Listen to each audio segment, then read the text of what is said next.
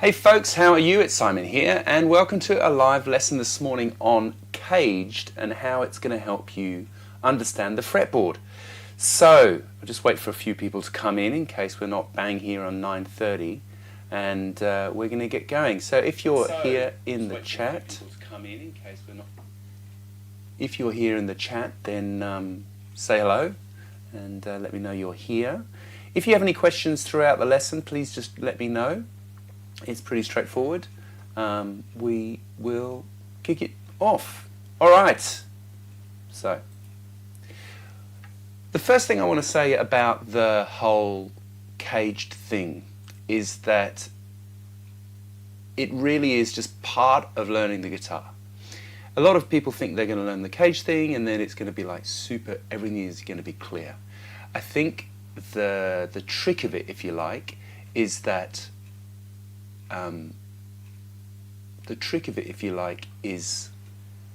it's just one part of learning the guitar. I guess if you think of it like this, you look at a picture, you see lots of different colours, and you learn to see red, and you learn to see green, and you learn to see yellow. And this learning caged and how it impacts on the guitar and your learning of the guitar is just like seeing the colour red. So it's not going to help you see the whole picture, but as you progress through these different items, it will help you understand more about the guitar. So, that's the first thing. Okay, now this is brought to you by all my lovely people at Patreon. Over at Patreon, you get extra lessons and charts and all that sort of stuff. And once a month I do a live lesson just like this as a thank you to them. So they are helping me come to you today. But let's switch that banner off and get into the lesson. Okay, now, as I said, please do leave a comment telling me you're there. If there's something that's not loud enough or not clear enough, or if you have questions, leave them in the comments. Every 5 minutes or so I'll stop and answer all the questions. Okay, now, number one, what is the CAGED system? Well, CAGED is really quite straightforward. CAGED is an acronym, right? So it's C-A-G-E-D, and they are the shapes, chord shapes that you probably know. All these kind of cowboy chords, they get called nowadays. A, G, E, and D. Now, the cool thing about the guitar is that it's a very pattern-oriented instrument. So it means that if you play it, like for example a C here, and I move these notes up 2 frets, then it becomes D major, E major, F major. Now obviously not all of the strings agree, if you know what I mean, so some of them are still open. So if I play C here but then I play D here, you can hear that the G and the E don't belong to that chord. But you can make it agree, right, by making a bar chord.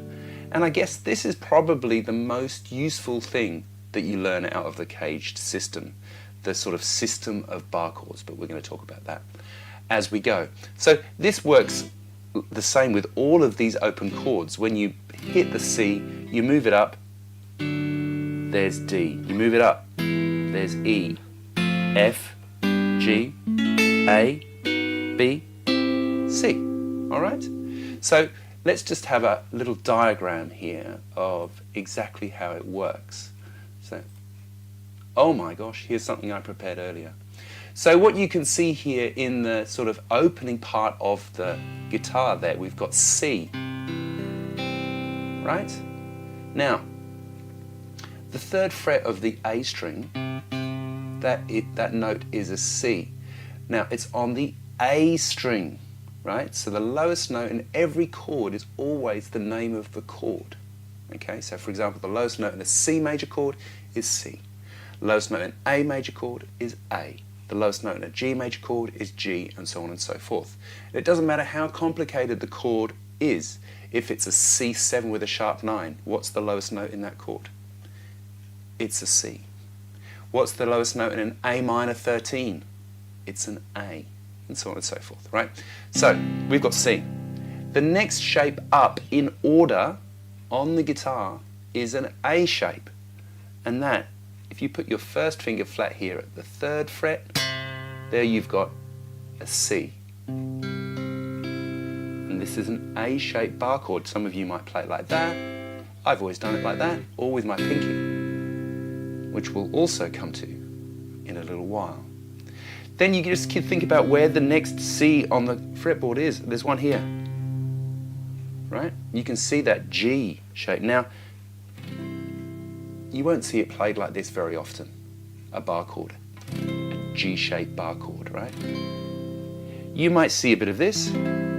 See, you've got this note here, which is an E, and then you've got kind of the bit of the chord, right? You might see it played like that. I quite like these. I play in a few different sort of soul and funk bands, and so this sort of thing is a great way of playing C. Okay, then the next one here we've got C. And this is an E-shaped chord. It's probably the most common one that everybody knows, right? You know. Okay, and then D. That's a D-shaped chord. Okay, so that is the principle. Now those were all C's. So this is C, C, C, C, back to C. So that really is the first thing that you can get out of understanding this caged system, all right? It means that you're able to pick those major shaped chords and move them up and down the neck, all right? So for example, you know, when you've got a G here, if I want another G, I need to find a G, let's say on the A string, and that is G, all right? If I want to find a G somewhere on as a D-shaped chord, I just need to find G, there's my root, and there's G, okay? Now where this comes in handy is basically when you are playing in a sort of a duo or in a band situation and you've got two guitar players and you've got somebody going, you know, C, G. You don't really want to be going the same. You want to be going C to G. You could go C, G, C, the E-shaped chord, G, a C-shaped chord. Or if it was going like this, let's just put the looper on, you could play 1, 2, 3, 4. I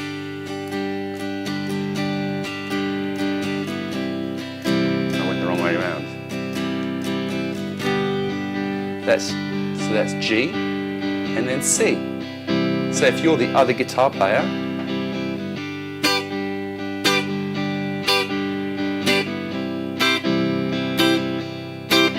right? You get the idea there. So it just opens up the chords to you. All right, so that is possibly the sort of most fundamental way of using this caged thing. Okay, now, if there's any questions, don't hesitate to ask. I'm happy to answer. This is why this is live and I'm not just doing my little, here's a caged video, so don't be afraid to ask a question. Okay, now, next up, what are we going to talk about? As you build this up and you're kind of getting comfortable with the different shapes, the thing that happens at the same time is that you've got the scales are right underneath here. So that's why I mean, when I said at the beginning of the lesson, this is just helping us to see a part of the picture, like the color red in the picture, but there's going to be still gaps. This is something you can learn on top of that to understand and use it a lot more, right? So we've got C here. Now, if you know how to play C major, it goes like this, C. Let's just get rid of this. C. We've got C, D, E, F, G, A, B, C in our scale, right? So it means that anytime you play this C shape and you've got, let's put our high quality backing track on again, G, C.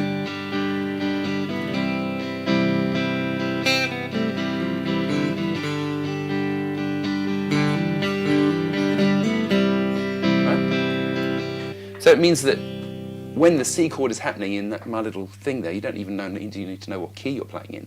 You know that you can play those notes from C major. Okay? Now, in the same way, if I'm playing my C major chord here, there's a C major scale underneath the G shape as well. And there's a C major shape underneath each of these chords, right? Or a major shape rather, underneath each of these chords. We just happen to be playing in C. Okay, so for example, here's C. There's your C shape, your major scale. Still quite early here in Sydney. I've only had 1 cup of coffee. Not really enough cups of coffee. Okay, so there's your scale. Now, why that's useful is then, of course, it helps you. Here's C, here's C, here's C, here's C. So that means that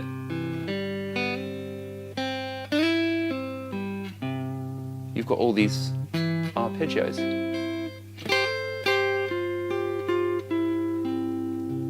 All underneath these shaped chords. Right? Now it follows that because the guitar works as a pattern, you can do exactly the same thing. Here's D. This is a C-shaped chord. Here's D. As an A-shaped chord, here's D. As a G-shaped chord, here's D. As an E-shaped chord, here's D. As a D-shaped chord. And it loops around. Okay? Don't know where that one's going. Anyway, so that is another reason why it's pretty cool to learn these things, right? Because it gives you an extra, I guess, an extra way of thinking around the fretboard, okay? And of course, within those scale patterns, you have arpeggios, right? So you have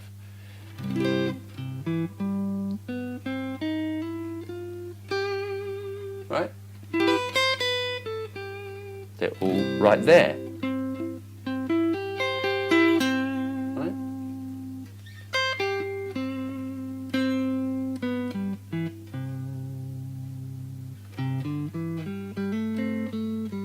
Now, let's sort of move on to some sort of less theoretical but more practical ways of actually using this in your guitar playing. And what we're going to do, I'm going to give you a bunch of examples of sort of kind of famous styles of playing the guitar that basically are using this caged thing. It's pretty exciting. Now, have we got any questions? Yeah, let's have a look if we've got any questions. Ba-ba-da-ba. No questions? No questions, okay. I must be explaining it terribly well, which is great news. Okay. All right, so let's have some practical applications of this. So let's play an E. This is E major. It's an A-shaped bar chord. Now, that's the first application that we've used. We've gone, okay, well, A, I move it up the neck, I find an E. That's the thing. Now, like I said before, the scale sits underneath this chord. Right? So once you've learnt your patterns, you've learnt the different shapes of the chord, that is going to help you sort of unlock the fretboard. Now, this doesn't necessarily help you learn like, oh, I'm playing an F sharp, I'm playing a G sharp here, all that kind of stuff. That is another sort of thing you have to learn, okay? So, practical application. If you ever listen to Jimi Hendrix, right, you'll recognize if I play something like this.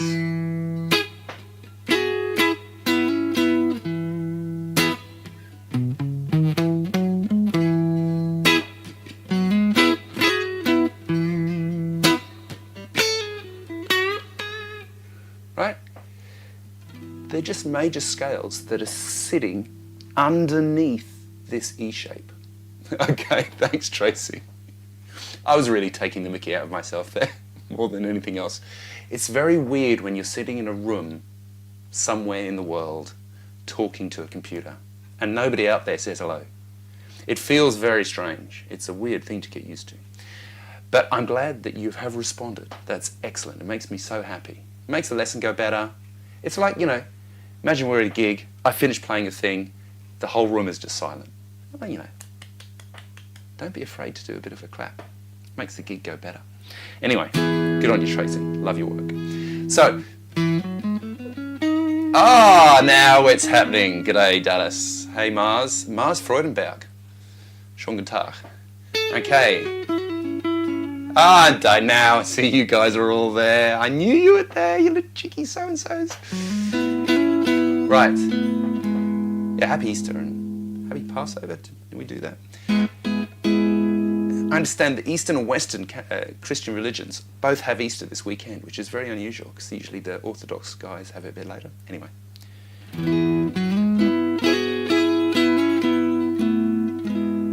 Everybody in my house is still asleep, so nobody's too excited about the chocolate eggs. That's what happens when you have a teenager. They sleep forever. From Scotland. Jeez, Barry. What time is it there? Must be so late. Good on you. All right, so that is one application of exactly this trick, right? So we've got C. Sorry, C. E major. It's a C shape. A major. Don't let me down. Exactly.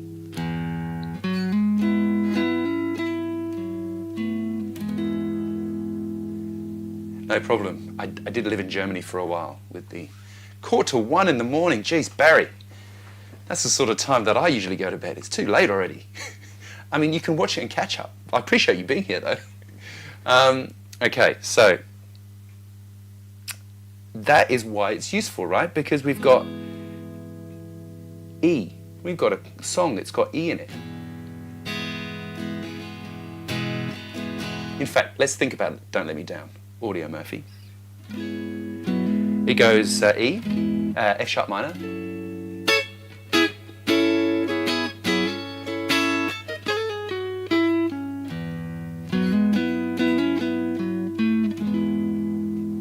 See what you did, Tracy?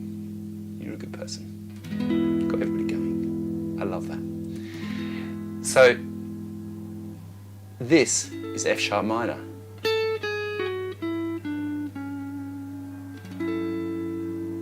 This is E major.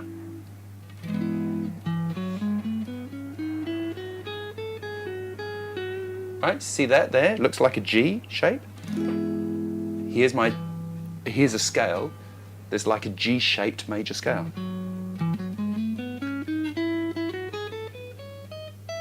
Right? So when I'm hitting the E there,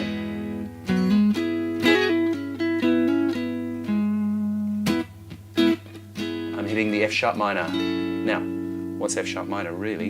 It's an A major. Those two are relative major and minor. So this is another colour. That's why I said at the beginning of the lesson, it really is like learning to see a picture, and you learn colour by colour, and then suddenly, the picture appears. Okay? Right? Make sense? And then there's E.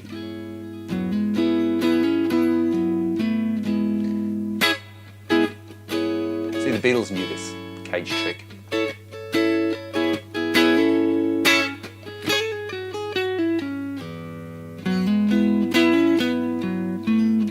Don't have to do it there. I can play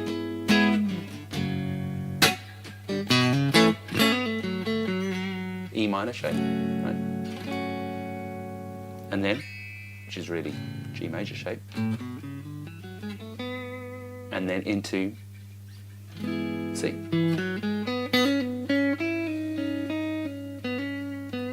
See what I mean? So there you go. I can play it here. And then I go into C shape.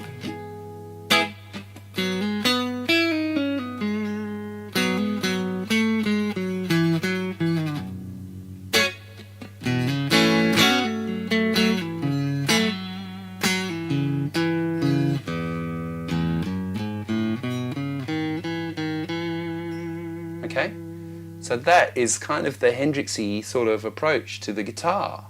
You can hear it in all his songs. He does this all the time. And a lot of people go, oh, it's just minor pentatonic or la la. But actually he joins them up by, you know, like in Wind Cries Mary. He's playing two different shapes of chords at the beginning of that tune. So we've got E flat, E, F. And then he goes, this is E flat. You see, it's E flat shape, it's the same. This is A shape. Right? There it is, but with a different bass. And look what it is. It's a G-shaped chord, right? So you've got E, E flat rather, E, F.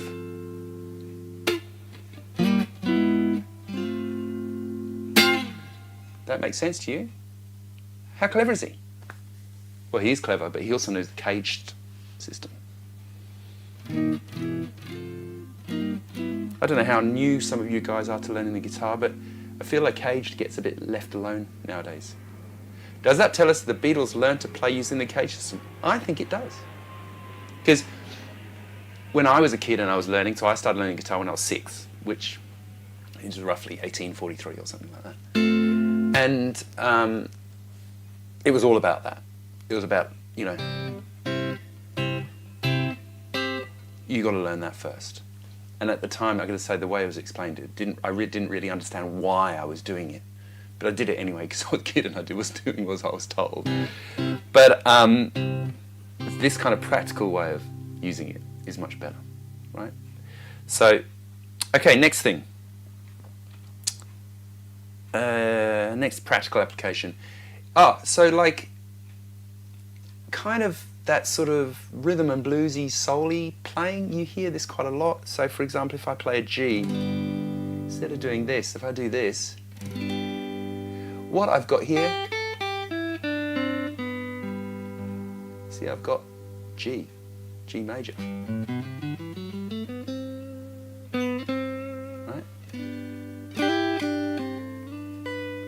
G. G.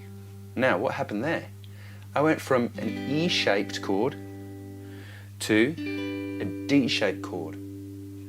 Now, if you've heard things like Soul Man by Sam and Dave, it goes...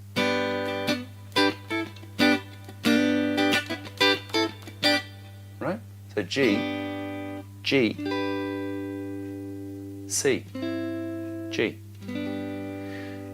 Now, Steve Crawford had been sitting there going... G.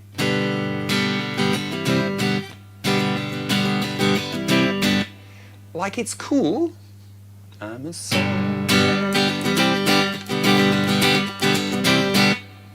Yeah, that's right. But and it's just by using this system, right? Because we've got G here. Here's G. I just played a D sus4 arpeggio, D sus4 shaped arpeggio, right? Here's D, you know that. So why not just move that up? And then you see here, I've landed back on G. So that when we get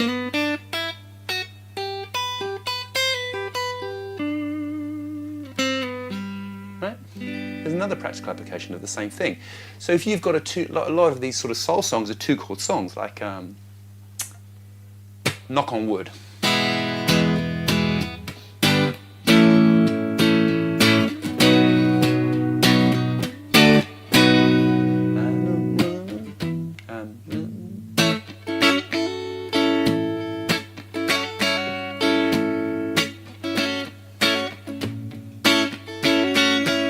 So, here's A. It's an E-shaped bar chord. The other chord is an E7, but it's a C7 shaped chord. And what he does on the record, he does this. Something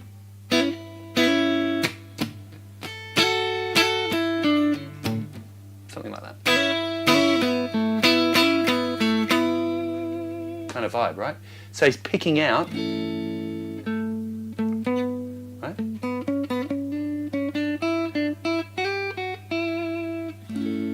Notes from the scale underneath the chord there, and then going into, like, this is really the most 60s sounding thing, right? It's that E7 shape.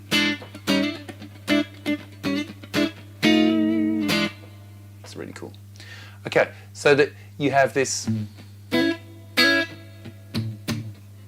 you know, whatever it does. I think you might get it at 6 there.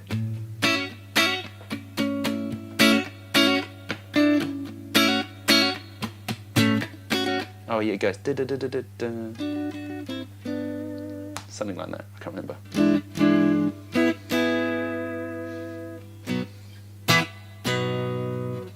Yeah, because he comes out of the A. Yeah, right. So this is another little CAGED. He goes da da da da da da. So here's A, right? Here's A, and he goes,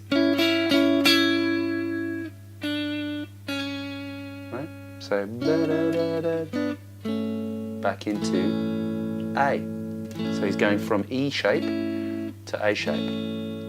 So in Knock on Wood there,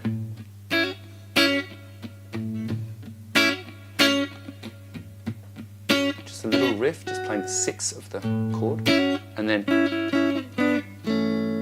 right? It's a good job I prepare all these things, just remembering as I go. So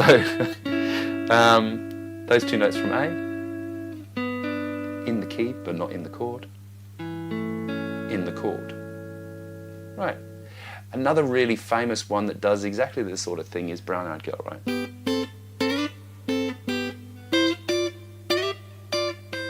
Same trick, right? We've got, this is an E shape, 2 notes from the chord, from the key rather, and then into the D, and then back into E, right? So the other chord, da da da da da, C, back into G, and then the third chord is D.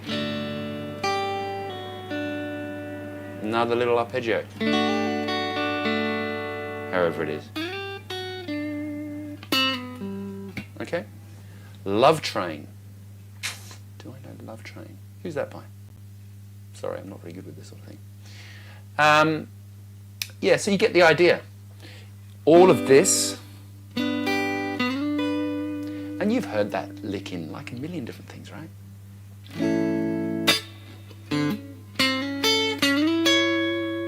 It's just cool. Sneaking in triads. Yeah, well, you know, it's the same kind of the same thing. Right? So you've got G, you've got G.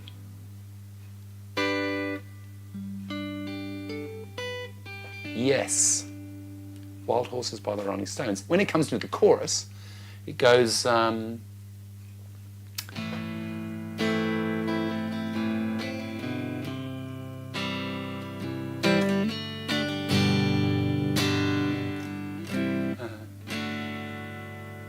then yeah, so let's think about the chords there. I need more coffee. So you've got A minor,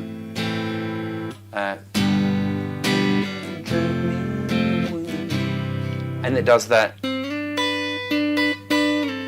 A minor,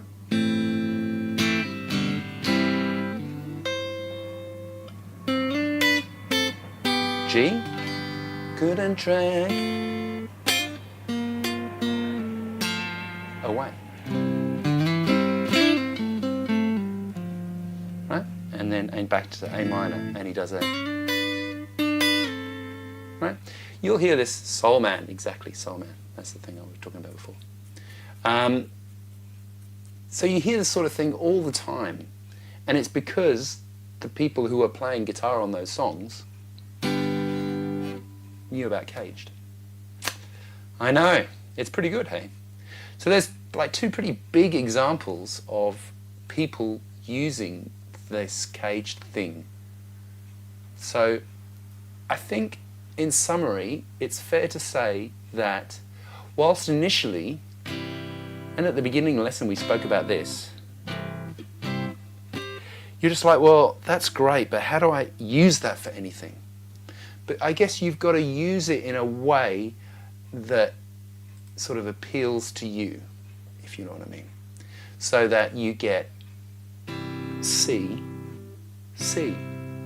So if you have a way of linking those, you know, and lots of other people have used this in other things, you know, like in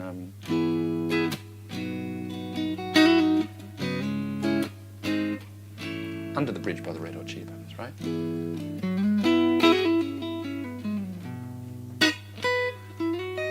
We can make a soul version of it. But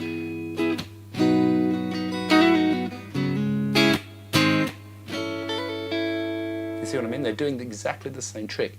Now, coming back to what I was saying before I got excited by the Chili Peppers, is that this by itself is quite boring, right? But I guess once you get on top of the idea of it,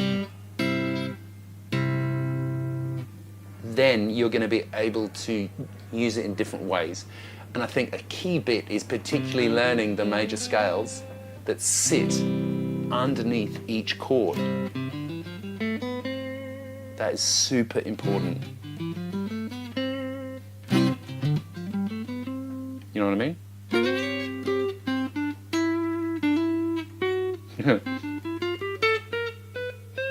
See what I mean? Makes sense, right? And going one more example of somebody who really learned caged is Mark Knopfler. It's a really good example. And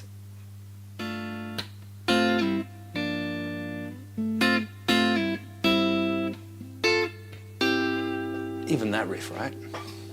So he goes, Sultans of Swing, he plays D minor, right, it's D minor, C, B flat, right? D minor 7, C,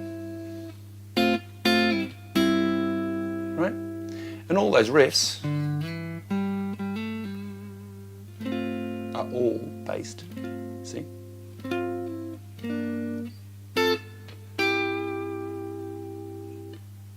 F, C. He knows his chords. He even says it in the song. Is it Good Child George? He knows all his chords. Right? If only Cage taught me, well, he can't teach you everything. That's just how it is. But you know, doesn't make him want to cry.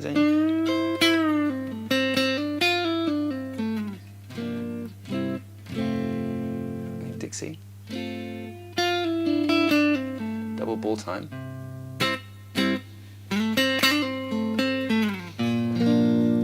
And when you go through the song, you realise all those little, you know, little bits he plays are all arpeggios based from the chord CAGED system, which is a big thing. So it's worthwhile doing that boring stuff so you can kind of learn it. So what's a good exercise to sort of practice this with? Think of a chord. Pick any chord. Okay, A. I'm going to play A in 5 positions. 1, 2, you know, 3. Gets your brain going. A. You know?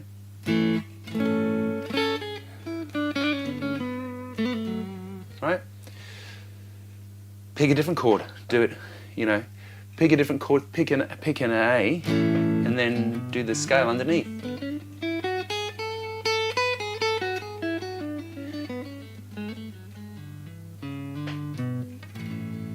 Pick a way of playing the scale that you're actually going to use, you know. Think of those sort of minor, relative minor in there, you know. So like if we've got C, this is a G-shaped chord, the relative minor of G is E minor. That's A minor. What do we all know? A minor pentatonic. Right?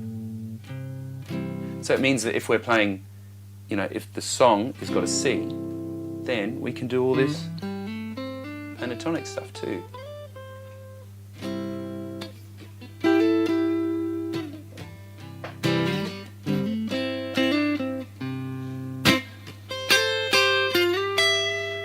And it's good, like all these sort of soul-y songs, so I like that kind of stuff. Like 2-chord songs are great. And you think, oh, that's going to be boring, I'm going to be like this.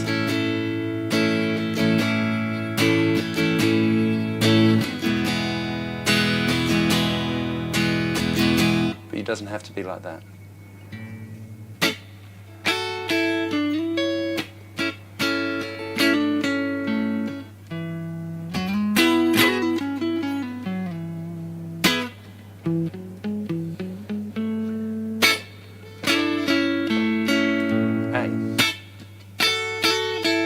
E.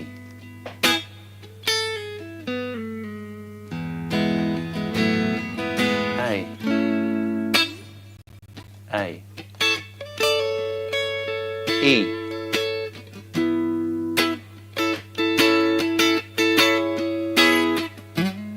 A. See how good it is? All right. Thanks very much for watching. I really do appreciate it. I'm going to put a bunch of these sorts of little things, the exercises, the caged fretboard diagram that I showed you before, this one here, really, really good. That really helps things. I'm going to put them all up at a little post over at Patreon. You can be a Patreon for as little as, I think it's $5 a month, and that gets you access to charts for every single tune I put up here at YouTube. And so there's at least 4 charts a month, rather. Plus there's a whole bunch of other stuff, the 1 Minute Wednesdays, quizzes, extra things that I just put up at Patreon from time to time that I'm teaching private students at the time, because I make videos for private students as well, so sometimes they turn up at Patreon. That is the whole thing. So thanks so much for watching. I really, really do appreciate it. And I will see you next time in another lesson. Ciao. Happy Easter and happy Passover. And if you're going to do that, enjoy the chocolate anyway. I'll see you later. Ciao. Bye. Thanks, Tracy. Good on you.